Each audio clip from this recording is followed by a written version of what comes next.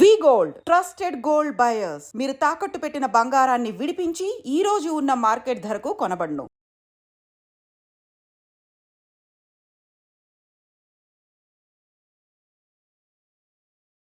జమ్మూ కాశ్మీర్ పెహల్గామ్ లో జరిగినటువంటి ఉగ్ర దాడి 26 మంది చనిపోయినరు. అమాయకులైన పర్యాటకులు చనిపోయిన పరిస్థితి. దేశమంతా అట్టుడుగుతున్న సిచ్యువేషన్ కనిపిస్తోంది.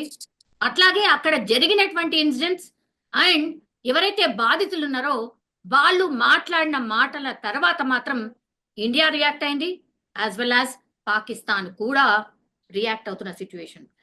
మాట్లాడదాం. మనతో పాటు ఉన్నారు ముస్లిం మత పెద్దలు అట్లాగే మైనార్టీ పరిరక్షణ కమిటీ లీడర్ ఫారూక్ షుబ్లీ గారు. సార్ నమస్తే. సార్ నమస్తే అమ్మా. Yes sir. సార్ ఎట్లున్నారు sir? Yeah absolutely fine. Yes. దేశంలో జరుగుతున్న సిచ్యువేషన్ ని మీరు చూస్తూ ఉన్నారు. 2 రోజులుగా అట్టుడుకుతున్న సిచ్యువేషన్ అయితే కనిపిస్తోంది సార్, మీరు చూస్తూ ఉన్నారు.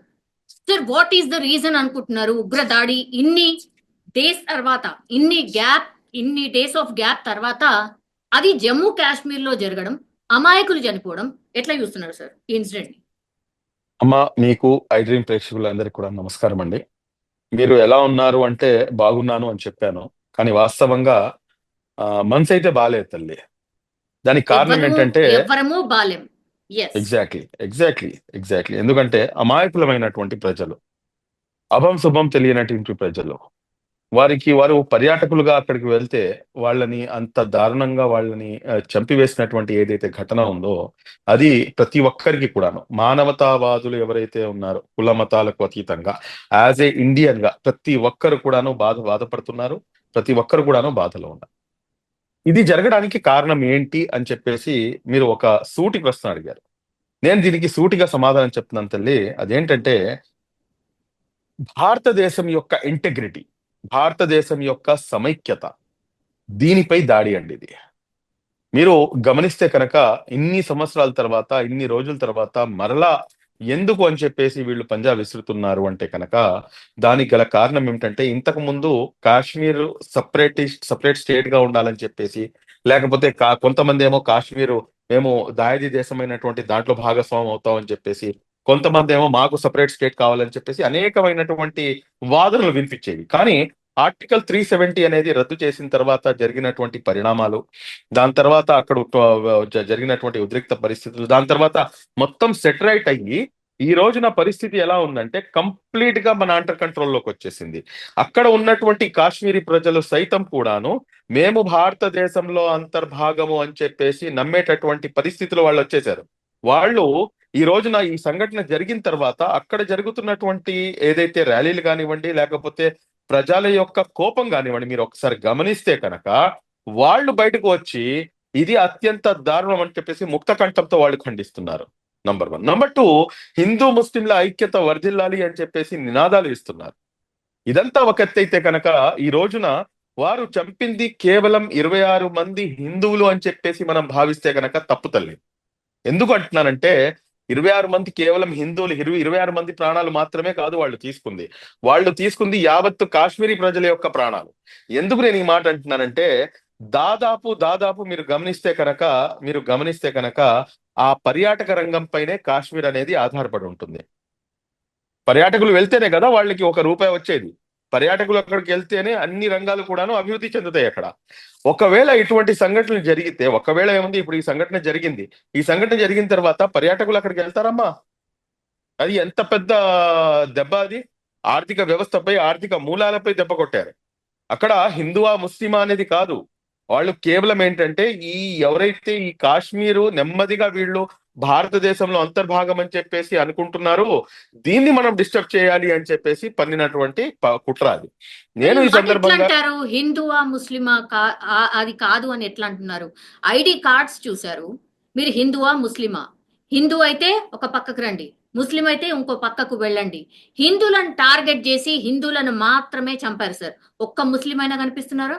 ఒక్క ముస్లిం ఎవరు చనిపోయింది? పాపం ఆ హార్స్ రైడింగ్ ఎవరైతే అతను ఉన్నాడో ఆయన ఏదో రైఫిల్ అంటే లాక్కునే ప్రయత్నం చేస్తే ఆయన ప్రాణాలు, ఆ ఒక్క ప్రాణం మాత్రమే పోయింది సార్ ముస్లింది. మిగతా వాళ్ళందరూ కూడా హిందువులే. మీకు ఒక చిన్న విషయం చెప్తారమ్మా. మీరు ఒక్క ప్రాణం పోయింది, అతను లాక్కునే ప్రయత్నం చేశారు అంటున్నారు. కానీ నా దగ్గర ఉన్నటువంటి వాస్తవాలు, అది కూడాను నేషనల్ మీడియాలో ప్రచురితమైనటువంటి వాస్తవాలు, యావత్తు మీడియా మొత్తం కూడాను చూపించినటువంటి వాస్తవాలు ఏమిటంటే, ఆ వ్యక్తి అనేక మంది ప్రాణాలను కాపాడుతూ అతను చనిపోయాడు. Yes sir. అతను ఎస్ కూడాను ముస్లిమే. నేను ఇక్కడ హిందువా ముస్లిమా అని చెప్పి నేను డిబేట్ ఆ చేసి ఒక్క చూడదలుచుకోవట్లేదు. సార్, ఆ ఒక్కతనే ఒక్కతనే. ఎస్ ఒక్కతనే కానీ ఇక్కడ గమనించాల్సింది ఏంటంటే, ఎవరైతే ఈ ఉగ్రవాదులు చేసినటువంటి దాడి ఏదైతే ఉందో, దీనికి రెండు అంశాలు నేను మీ దృష్టికి తీసుకొస్తాను. ఇస్లాం అసలు ఏం చెప్తుంది, ఇస్లాం ధర్మం ఏం చెప్తుంది అనేది నేను మీకు స్పష్టత ఇస్తాను. లా ఇక్రాఫ ఫిద్దీన్ అంటే ఇస్లాంలో ఎటువంటి జబర్దస్తి లేదు. మీరు చెప్పిన విధంగా వాళ్ళు ముష్కరులు ఏం చేశారు, మీకు కలమా వచ్చా, మీరు కలమా వస్తే మీరు కలమా చదవండి, లేదంటే కనుక నువ్వు హిందువా ముస్లిమా అని చెప్పేసి అతన్ని ఐడెంటిఫై చేసి మరీ చంపారు. అసలు జబర్దస్తియే లేదు ఇస్లాంలో. అలాంటప్పుడు నువ్వు ఏ రకంగా చంపుతావు? ఒకటి, నువ్వు జబర్దస్తి చేసావు, లా ఇక్రాహ ఫిద్దీన్ అని చెప్పేసి ఖురాన్ అంటుంది, ఇస్లాంలో జబర్దస్తి లేదు అని చెప్పేసి నువ్వు నాన్ ముస్లిం అయిపోయావు. నువ్వు నంబర్ 1. నంబర్ 2, ఏదైతే అమాయకమైనటువంటి ప్రజలను నువ్వు కాల్చి చంపావో, ఖురాన్ చాలా స్పష్టంగా ఇస్తున్నటువంటి ఉపదేశము 5వ అధ్యాయం 32వ వాక్యం, సూరే అల్-మైదా అంటారండి. అందులో చెప్తున్నటువంటి వాక్యం ఏంటంటే, ఒక అమాయకమైనటువంటి ప్రజల యొక్క ప్రాణాలను కనుక నువ్వు హరిస్తే, నువ్వు యావత్తు మానవాళి యొక్క ప్రాణాలను హరించినట్టే. అదే విధంగా ఒక అమాయక ప్రజల యొక్క ప్రాణాలను నువ్వు కాపాడితే కనుక యావత్తు మానవాళిని కాపాడినట్టే అని చెప్పేసి. సార్, మరి వన్ అలాంటప్పుడు బేసిక్ క్వశ్చన్ సార్, వన్ ఈ బేసిక్ యధవులు క్వశ్చన్ సార్. ఎవరైతే ఉన్నారో వీళ్ళు ముస్లింలు అని చెప్పేసి వాళ్ళ క్లెయిమ్ ఎలా చేస్తారండి? వాళ్ళు ఖురాన్ కి వ్యతిరేకంగా పనిచేశారు. ఏదైతే ఇస్లాం ప్రతి ధర్మం ఉందో, ముస్లిం సార్ ప్రతి ముస్లిం ఖురాన్ చదువుతారా సార్? ఏ ఏజ్ నుంచి చదువుతారు సార్? ప్రతి ముస్లిం ఖురాన్ చదువుతాడా అంటే కనుక, ప్రతి ముస్లిం ఖురాన్ చదవాలి అంటాను నేను. చదువుతారా చదవరా?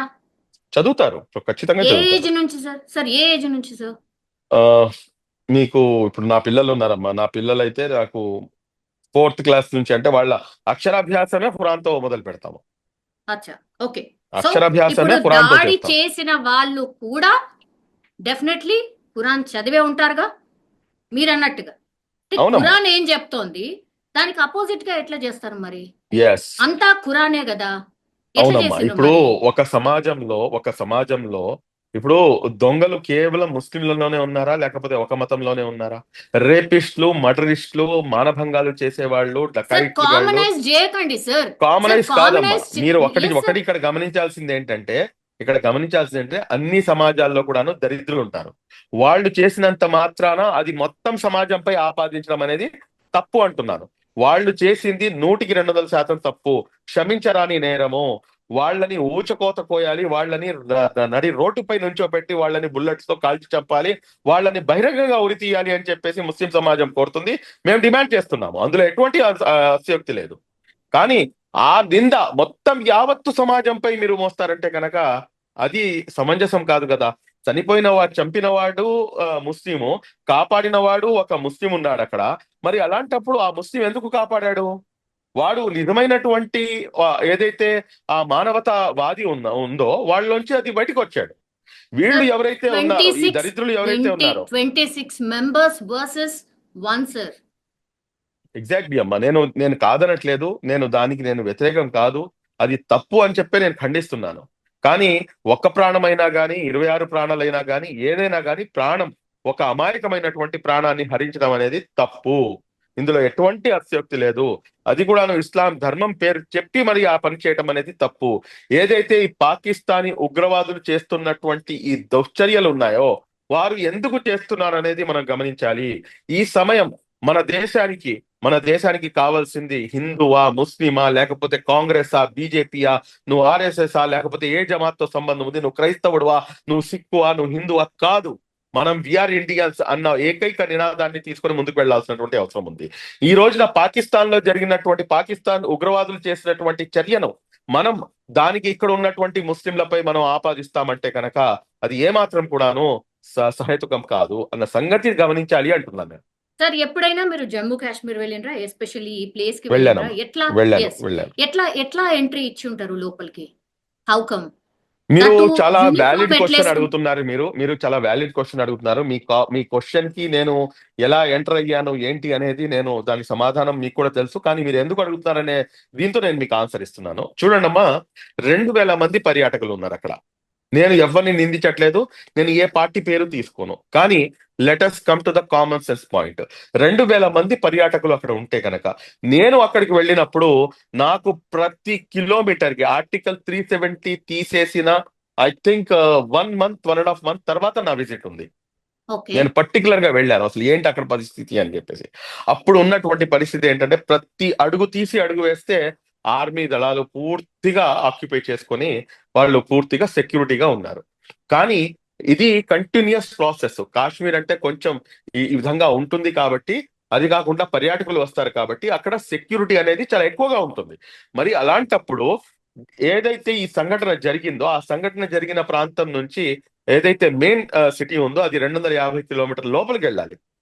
అంత లోపలికి వెళ్ళడానికి అక్కడ 2000 మంది పర్యాటకులు ఉంటే అక్కడ ఉన్నటువంటి సెక్యూరిటీ ఏంటమ్మా? నేషనల్ మీడియాలో ఒక మీడియా ఛానల్లో కూర్చొని ఇంకో మీడియా పేరు తీసుకోకూడదు కాబట్టి నేను పేరు తీసుకోవట్లేదు. ఒక ప్రముఖ నేషనల్ మీడియాలో ఒక రిపోర్టర్ రిపోర్టింగ్ చేస్తూ అత్యంత దారుణమైనటువంటి సెక్యూరిటీ ఇక్కడ ఉంది, ఇక్కడ సెక్యూరిటీ అసలు ఏ మాత్రం లేదు, ఇది అత్యంత దారుణం అని చెప్పేసి అతను కూడాను రిపోర్ట్ చేయడం జరిగింది. నేను ఇక్కడ ఒకళ్ళని తప్పు పట్టట్లేదు. నేను ఇక్కడ చెప్తుంది ఏంటంటే మా తప్పుల్ని కూడా మేము సరిదిద్దుకోవాల్సినటువంటి అవసరం ఉంది అని చెప్పేసి నేను చెప్తున్నాను అంతే. ఏదో రకంగా ఎవరైతే ఈ ముష్కరులు ఉన్నారో వాళ్ళు ఏదో ఒక మార్గం ద్వారా ఎంటర్ అయి ఉంటారు కదా. వాళ్ళు అంత ఈజీగా ఎలా ఎంటర్ అయ్యారు? ఎవరు వాళ్ళకి సహకరించారు? ఎవరు ఎవరు ఎవరు వాళ్ళకి సహకరించుంటారు సార్? ఎవరు సహకరించుంటారు? జమ్మూ ఎవరు కాశ్మీర్ లో సహకరించుంటారంటే ఉన్నటువంటి లోకల్ నేను పీపుల్ నేను చెప్పలేను కదా తల్లి. నాకు దాని అంటే గురించి నాకు అవగాహన లేనప్పుడు ఖచ్చితంగా ఎవరో అంటే ఒకరు ఒక సహకరించుంటారు. ఖచ్చితంగా ఎవరో ఒకరు సహకరించుంటారు. బట్ ఎవరు యాడింగ్ సహకరించారు ఆన్ అంటే యాడింగ్ ఆన్ సార్, ఏపీకి సంబంధించిన మధుసూదన్ రావు అని ఒకతను చనిపోయాడు సార్. మీరు చూసే ఉంటారు నాకు తెలిసి. చూశానమ్మా. యా, వాళ్ళ మిస్సెస్ ఇచ్చినటువంటి ఎస్, స్టేట్మెంట్ కూడా విన్నాను నేను. చూసారు కదా. లోకల్ వాళ్ళు కూడా కొంత మిస్గైడ్ చేశారు అన్నటువంటి మాట చెప్పింది సార్. మీరు విన్నారా? నేను అట్లా విన్నాను జరిగి తల్లి. ఉండొచ్చా? అట్లా జరిగి అలా ఉండొచ్చా? జరగడానికి నేను ఇప్పుడు ఆవిడ ఇచ్చిన స్టేట్మెంట్ కి అయితే నేను కౌంటర్ అయితే చేయలేను. ఎందుకంటే అక్కడికి వెళ్ళొచ్చిన ఆవిడ మాటకి నేను కౌంటర్ ఇవ్వలేను. కానీ నేను మీకు ఇండియన్ ఎక్స్ప్రెస్ ఏదైతే ఆర్టికల్ ఉందో ఆ ఆర్టికల్ ఇవాళ మార్నింగే ప్రచురితమైంది. Pahalgam guide became guardian angel for Chhattisgarh BJP worker hug the children save their lives అని చెప్పేసి ఎవరైతే బీజేపీకి ఛత్తీస్గఢ్ కి చెందినటువంటి యువ నాయకుడు ఉన్నారో ఆయన పేరు వచ్చేసి అగర్వాల్ అండి. 35 సంవత్సరాలు ఆయనకి. ఆయన ఇచ్చినటువంటి స్టేట్మెంట్ ఇండియన్ ఎక్స్ప్రెస్ ఆర్టికల్లో వచ్చింది. ఈ వ్యక్తి ఎవరైతే ఉన్నాడో ఈ కాశ్మీర్ కి చెందినటువంటి వ్యక్తి, ఇతను మా యొక్క ప్రాణాలను కాపాడాడు అని చెప్పేసి ఇస్తున్నటువంటి స్టేట్మెంట్. 11 మంది ప్రాణాలు ఐ థింక్ ఉండవచ్చు. నేను కాదు అని చెప్పేసి నేను చెప్పను. మేబీ కొంతమంది ఏమైనా చేసి ఉండవచ్చు, లేకపోతే జరగవచ్చు. కానీ ఈ అంశం జరిగిన తర్వాత మీరు చూడండి, కాశ్మీర్ లో బయటకు వచ్చి ప్రజలు చేస్తున్నటువంటి నినాదాలు ఏమిటి, వారు చేస్తున్నటువంటి అంశం ఏంటి అనేది కూడాను ఒకసారి క్షుణ్ణంగా గమనించండి. ఇంతకు ముందు గతంలో మనం ఇది చూసామా? ఈ రోజున వాళ్ళు భారతదేశంలో అంతర్భాగం మేము అని చెప్పేసి నమ్మి వాళ్ళు ఇస్తున్నటువంటి నినాదాలు హిందూ ముస్లింల ఐక్యత వర్ధిల్లాలి అని చెప్పేసి, మేము భారతదేశంలో అంతర్భాగం అని చెప్పేసి వాళ్ళు చెప్తున్నటువంటి మాట అది 100% వెల్కమ్ చేయాల్సినటువంటి అంశం. ఉండవచ్చు ఒకళ్ళో ఇద్దరో లేకపోతే ఒక పర్సెంటేజ్ ఆఫ్ పీపుల్ ఎవరైనా ఉండవచ్చు, వాళ్ళని కూడాను మనం పట్టుకోవాల్సినటువంటి అవసరం ఉంది అంటాను నేను. Yeah, okay, right sir. నిన్న తను మాట్లాడుతూ కూడా ఇంకో మాట అండి సార్. కాల్చేటప్పుడు కూడా ప్రాధేయపడుతున్నా కూడా మమ్మల్ని వదిలేయండి అని బిడ్డ ప్రాధేయపడ్డా చనిపోయిన వాళ్ళను మళ్ళా కాల్చిండ్రు. అట్లాగే నన్ను కూడా కాల్ చేయు అంటే లేదు మిమ్మల్ని కాల్చాం, ఇక్కడ ఏం జరిగిందో వెళ్ళి మీ మోడీకి చెప్పు అన్నటువంటి మాట చెప్పింది సార్. దీన్ని ఎట్లా అర్థం చేసుకోవాలి? వెళ్ళి మీ మోడీకి చెప్పు అంటే కోపం అంతా మోడీ పైన, లేకపోతే భారతదేశీయుల పైన, ఎవరి మీద? మోదీ గారు ఈ దేశానికి ప్రధానమంత్రి కాబట్టి వాడు ఆ రకంగా చెప్పి ఉండవచ్చు.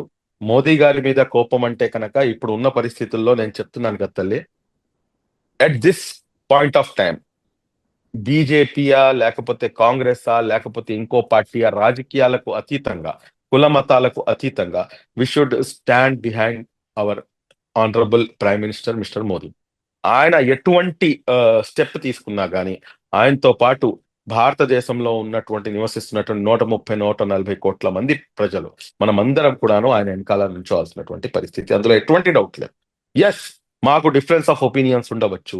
మేము ఒక కుటుంబంలో ఉన్నప్పుడు ఒక మొగుడు పెళ్ళాం ఇద్దరు పిల్లలు ఉంటేనే డిఫరెన్స్ ఆఫ్ ఒపీనియన్స్ ఉండవచ్చు. మాకు అనేకమైనటువంటి ఒపీనియన్స్ ఉండవచ్చు. రీసెంట్ గా ఉన్నటువంటి ఏదైతే వక్ఫ్ అమెండ్మెంట్ యాక్ట్ తీసుకొచ్చారో దానిపై మొత్తం దేశవ్యాప్తంగా కూడాను నిరసనలు జరుగుతాయి. దానిపై మేము కూర్చొని మాట్లాడుకుంటాం. కానీ దేశ సమగ్రతపై, దేశంలో ఉన్నటువంటి అమాయకమైనటువంటి ప్రజలను హతమారుస్తున్నప్పుడు మేము ఇక్కడ కూర్చొని నువ్వు హిందూవి, నేను ముస్లింని, లేకపోతే నువ్వు ఆక పార్టీ, నువ్వు ఈ పార్టీ అని చెప్పేసి మాట్లాడుకునేటటువంటి పరిస్థితి ఏమాత్రం కూడా ఉండకూడదు. ఆ పరిస్థితి నుంచి బయటకు వచ్చి we are Indians, there ends the matter. అదే ఫస్ట్, అదే లాస్ట్. పాకిస్తాన్ ఏదైతే ఉగ్రదేశం ఉందో దానికి మనం ఖచ్చితంగా మనం సమాధానం చెప్పి తీరాల్సినటువంటి అవసరం ఉంది. అందులో పాకిస్తాన్ ఉగ్రదేశమేనా? ఎనీ డౌట్ అమ్మా? చర్యలు ఇటువంటి తప్పుడు పనులు చేస్తున్నటువంటి తప్పుడు నా కొడుకుల్ని వాళ్ళని ఏం చేసినా పాపం లేదు. ఇటువంటి తప్పుడు పనులు చేస్తున్న ఇటువంటి అమాయక ప్రజలను పొట్టన పెట్టుకున్నటువంటి పాకిస్తాన్ ఏం చేసినా కానీ పాపం లేదు. మీకు ఒక విషయం చెప్తానమ్మా, పాకిస్తాన్ తో మాకు ఏంటి సంబంధం? పాకిస్తాన్ రాకూడదు. ట్విన్ నేషన్ థియరీకి వ్యతిరేకంగా ఉన్నటువంటి సమాజం ముస్లిం సమాజం, మన భారతదేశంలో ఉన్నటువంటి సమాజం. 2 రాష్ట్రాలుగా, 2 దేశాలుగా ఈ దేశం విభజించకూడదు అని చెప్పేసి కోరుకున్నటువంటి వాళ్ళం ఈ దేశంలో ఉన్నటువంటి ముస్లిం సోదరులు. ఆ రోజు మా దగ్గర ఆప్షన్ ఉంది, I can go to that country, but we have not chosen that country as our country. We have chosen this as our country. Maulana Abul Kalam Azad గారు, ఫస్ట్ అవర్ ఎడ్యుకేషన్ మినిస్టర్, ఆయన ఢిల్లీలో లాల్ కిలాపై నుంచొని ఇచ్చినటువంటి ఏదైతే స్పీచ్ ఉందో, ఓ ముస్లింలారా మీరు ఎక్కడికి వెళ్తున్నారు, ఏ దేశానికి వెళ్తున్నారు? ఇది మా దేశం, ఇది మా మాతృదేశం.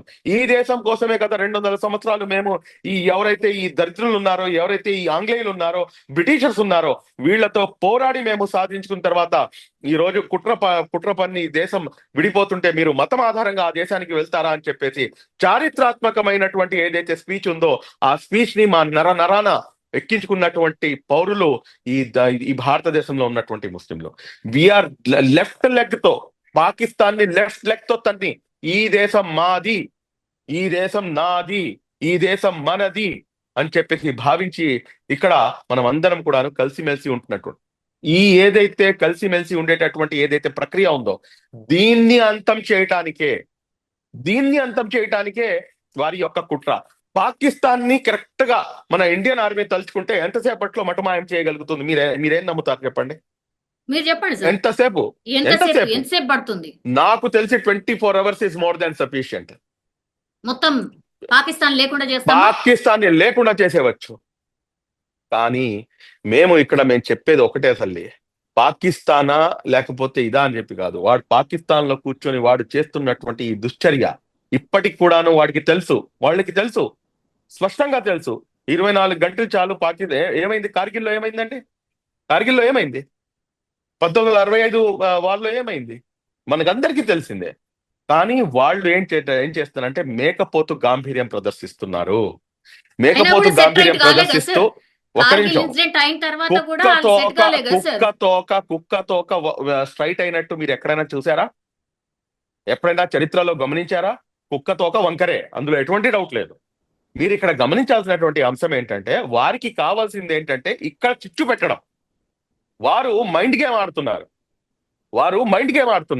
వాళ్ళ కాళ్ళ నుంచి భూమి కదిలిపోయింది. నేనేమంటానంటే పాక్ ఆక్యుపైడ్ కాశ్మీర్ ని కూడాను మేము ఆక్యుపై చేయాలి. ఆక్యుపై కాదు, మా దేశం, అది మా దేశంలోని అంతర్భాగము. దాన్ని తిరిగి మేము స్వాధీనం చేసుకోవాలి. ఆ దిశగా మనం అడుగులు వేయాలి. ఈ రోజు చైనా ఉంది. చైనా ఎంత భూభాగాన్ని ఆక్రమించింది? మేము చేతులు కట్టుకొని కూర్చొని చూస్తూ ఉండాలా? నో. ఈ దేశం కోసం ముస్లిం సమాజం కాదు, ఈ దేశంలో కోసం భారతీయులు అందరూ కూడాను కుల మతాలకు అతీతంగా ప్రాణాలు త్యాగం చేశారు, చేస్తూనే ఉంటారు. దానికి ముందు వరుసలో ముస్లిం సమాజం సైతం కూడాను. భారతదేశ ముస్లిం సంతతి ఇక్కడ నివసించేటటువంటి ముస్లింలు ఈ దేశం కోసం తన ప్రాణాలు త్యాగం చేస్తారు, అవసరం పడితే మళ్ళా చేయడానికి కూడా సిద్ధంగా ఉంటారు. ఈ డిస్టర్బెన్స్ తీసుకుని రావడానికి వాళ్ళు కుట్ర పన్నుతున్నారు. ఆ కుట్రలో మేము భాగస్వామ్యం కాకూడదు అంటున్నాను నేను. ఇక్కడ వాళ్ళు అక్కడ వెళ్ళొద్దు, అక్కడ వాళ్ళు ఇక్కడికి రావద్దు. 48 hours was the dead line మనం పెట్టింది. అట్లాగే బీసీసీఐ కూడా ఒక డిసిషన్ తీసుకుంది. క్రికెట్ మేబీ ఇంకా ఫర్దర్ గా కూడా ఆడకపోవచ్చు. సినిమాలు అక్కడ యాక్టర్స్ కి సంబంధించిన సినిమాలు ఇక్కడ ప్రదర్శించడానికి లేదు, నిషేధం ఒకటి. కానీ సార్ నిన్న ఢిల్లీ ఎంబసీ పాకిస్తాన్ ఎంబసీలో కేక్ కట్ చేశారు సార్. జస్ట్ పహల్గామ్ ఇన్సిడెంట్ జరిగిన కొద్దిసేపటికే కేక్ లోపలికి తీసుకువెళ్ళడానికి ఒక మనిషి ప్రయత్నం చేస్తుండ్రు. ఐ థింక్ ఆ వీడియో చాలా వైరల్ అయింది, మీరు కూడా చూసే ఉంటారు సార్. మీ ఒపీనియన్ ఏంటి? ఎందుకు నేను కేక్ వీడియో అయితే చూశానమ్మా, కానీ కొన్ని అథెంటిక్ సోర్సెస్ ద్వారా నేను తెలుసుకుంది ఏంటంటే అది దాని యొక్క క్రెడెన్షియల్స్ నాకు కరెక్ట్ గా దొరకలేదు. బహుశా మీరు కూడాను ఏకీభవించుండవచ్చు. నేషనల్ మీడియా కానీ ఏది కూడాను దాన్ని కవర్ చేయలేదు. ఒకవేళ నిజంగా అది నిజమైతే కనుక, అది సార్ ఒకవేళ అది నేషనల్ కనుక మీడియానే కదా, నేషనల్ మీడియానే కదా ఒకవేళ అడుగుతోంది. సరే నీ మాటకే ఎందుకు అని వస్తున్నాను అంటే నీ మాటకే ఏమి వస్తున్నానమ్మా. కూడా చెప్పకుండా ఒకవేళ అది కనుక నిజమైతే కనుక వాళ్ళని ఇమ్మీడియట్ గా అరెస్ట్ చేయాలి. ఇప్పుడు ఈ దేశంపై జరిగిన దాడికి ఇదే దేశంలో ఉంటూ ఇదే దేశంలో వాడు కేక్ తీసుకొచ్చి వచ్చాడంటే వాడికి ఎంత గుండె ధైర్యం అమ్మా వాడికి. వాడిపై మనం ఏం యాక్షన్ తీసుకున్నాం? వాడిని మనం అరెస్ట్ చేశామా లేదా? ఎందుకు చేయకూడదు అరెస్టు? చేయవచ్చు కదా. 26 మంది ప్రాణాలు పోగొట్టుకుంటే వాడు ఇక్కడ కేక్ తీసుకొచ్చి వాడు సెలబ్రేషన్స్ అని చెప్పేసి వాడు ఇక్కడికి వస్తుంటే అలాంటి వాడిని మనం అరెస్ట్ చేయాలా చేయకూడదా? దేశ వ్యతిరేక చర్య కదా అది.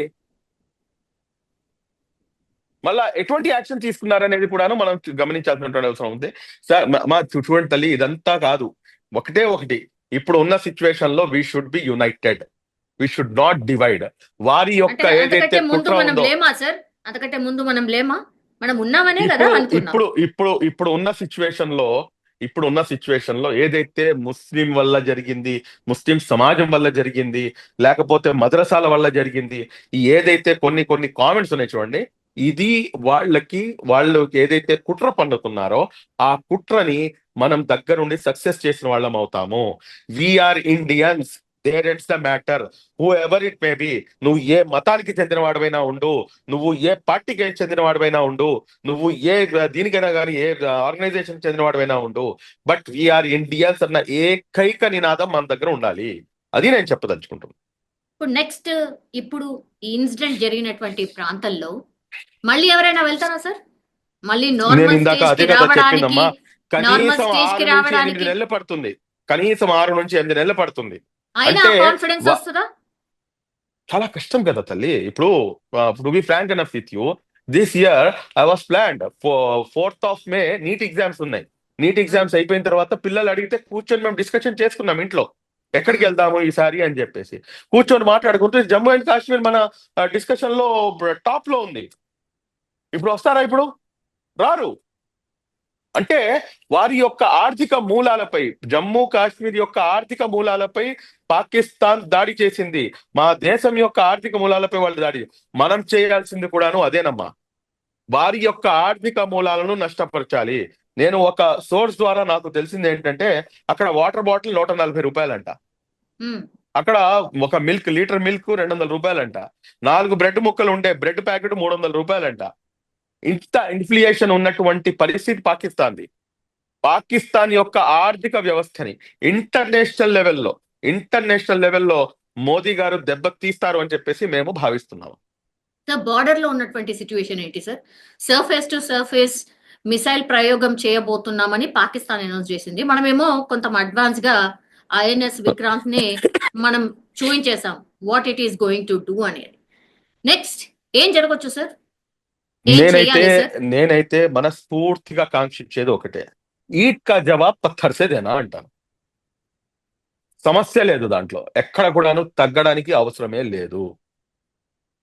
దెబ్బకి దెబ్బ ప్రతీకారం ఉండాల్సిందే, అందులో అనుమానమే లేదు. ఇప్పుడు అక్కడ బార్డర్ లో పరిస్థితి ఏంటి అంటే కనుక, ఆ బార్డర్ లో పరిస్థితి, నేనైతే బార్డర్ దగ్గరికి వెళ్ళలేదు కాబట్టి అక్కడ పరిస్థితి ఏంటని చెప్పలేను. కానీ one thing I can definitely share with you, ఈ ప్రెసెంట్ సిచ్యువేషన్ లో మన ఇండియన్ ఆర్మీ కానివ్వండి, లేకపోతే మా ప్రభుత్వం కానివ్వండి, తీసుకునేటటువంటి స్టెప్స్ ఏదైతే ఉంటాయో అవి వాటిని మనం మాట్లాడకపోవటమే మంచిది. ఎందుకంటే అది హైలీ సెక్యూర్డ్, హైలీ సేఫ్టీ ఉన్నటువంటి అంశాలు అవి. వాటిని మనం డిస్కస్ చేయకపోవటం మంచిది. బట్ మా మనస్ఫూర్తిగా కాంక్షించేది ఒకటే, పాకిస్తాన్ ని మటుమాయం చేయాల్సినటువంటి అవసరం ఉంది. పాక్ ఆక్యుపైడ్ కాశ్మీర్ మాత్రమే కాదు, ఒకవేళ యుద్ధం గనక మొదలైపోతే కనుక పనిలో పని మొత్తం పాకిస్తాన్ ని కూడాను మనం మళ్ళా కైవసం చేసుకొని అఖండ భారతదేశం వైపుకి అడుగులు వేయాలని చెప్పేసి నేను కాంక్షిస్తున్నాను. అఖండ భారతం వైపుకి అడుగులు వేయటానికి ఈ దేశంలో నివసిస్తున్నటువంటి ముస్లింలు సైతం కూడాను ఏదైతే తప్పు జరిగిందో గతంలో ఈ దేశాన్ని విభజించి ఆ తప్పుని మరలా సరిదిద్దుకొని మనం అందరం కూడా మళ్ళా అందరినీ కూడా కలిపేసుకొని అఖండ భారతదేశం వైపుకి అడుగులు వేయాలని చెప్పేసి నేనైతే కోరుకుంటాను. సార్ మీ అంటే విడగొట్టి అడగడం కాదు కానీ సర్జికల్ స్ట్రైకా లేకపోతే యుద్ధమా సార్? ఏం జరిగే ఛాన్సెస్ కనిపిస్తున్నాయి సార్? నేనైతే మనస్ఫూర్తిగా కాంక్షిస్తాను యుద్ధమే జరగాలి. యుద్ధం జరగాల? యుద్ధం జరగాలనే కోరుకుంటాను. ఎందుకంటే వీళ్ళకి సరి అయిన గుణపాఠం నేర్పించాలి పాకిస్తానీలకి. ఆ సమయం ఆసన్నమైంది అనుకుంటున్నాను నేను. కానీ యుద్ధ నీతి ఏదైతే ఉంటుందో ఆ యుద్ధాన్ని, ఎందుకంటే భారతదేశం చరిత్రలో ఎప్పుడు కూడాను సివిలియన్స్ పై అటాక్ చేసినటువంటి దాఖలాలు లేవు. సివిలియన్స్ ని అటాక్ చేయడం, సివిలియన్స్ ని మటుమాయం చేయడం అనేది చాలా క్రూరమైన చర్య తల్లి, చాలా క్రూరమైన చర్య.